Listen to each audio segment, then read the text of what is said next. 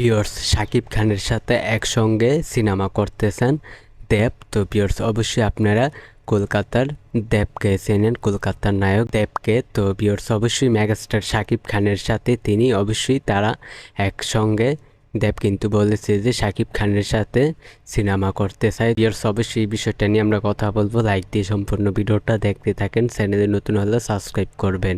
তো চলেন ভিডিওটা শুরু করা যাক। ভিউয়ার্স, গতকাল একটা ইন্টারভিউতে কিন্তু অবশ্যই দেব বলেছে যে শাকিব খানের সাথে অবশ্যই তারা দুজন একসাথে সিনেমা করতে চান। দেবকে এক সাংবাদিক অবশ্যই প্রশ্ন করেন যে শাকিব খানের সাথে আপনি কি সিনেমা করবেন কিনা একসঙ্গে। তো এই ব্যাপারে দেব বলেন, দেব প্রথমেই বলে যে অবশ্যই শাকিব খানের সাথে তিনি একসঙ্গে সিনেমা করবেন।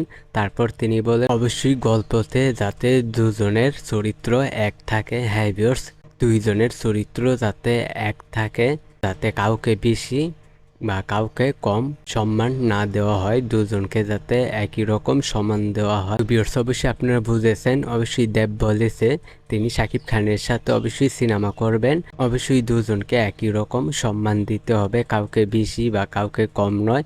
তো ভিউয়ার্স, দেব কিন্তু বলেছে তাহলে তিনি সিনেমা করবেন। দেব বলেছেন কাউকে একটু কম বা কাউকে বেশি এরকম হলেও হবে না, দুজনকে অবশ্যই একই রকম সম্মান দিতে হবে সিনেমার মধ্যে, চরিত্রের মধ্যে।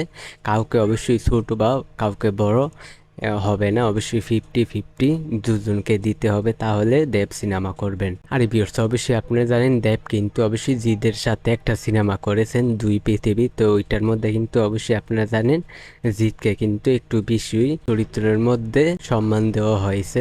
ভিউয়ার্স, এই বিষয়ে আমরা বাদ দিই। তো এই বিষয়টা আমি আপনাদেরকে জানিয়ে দিলাম দেবের। তো ভিউয়ার্স, ভিডিওটা ভালো লাগলে অবশ্যই চ্যানেলটিকে সাবস্ক্রাইব করবেন। আজকের ভিডিও এই পর্যন্ত, পরের ভিডিওর জন্য সবাই অপেক্ষা করতে থাকেন।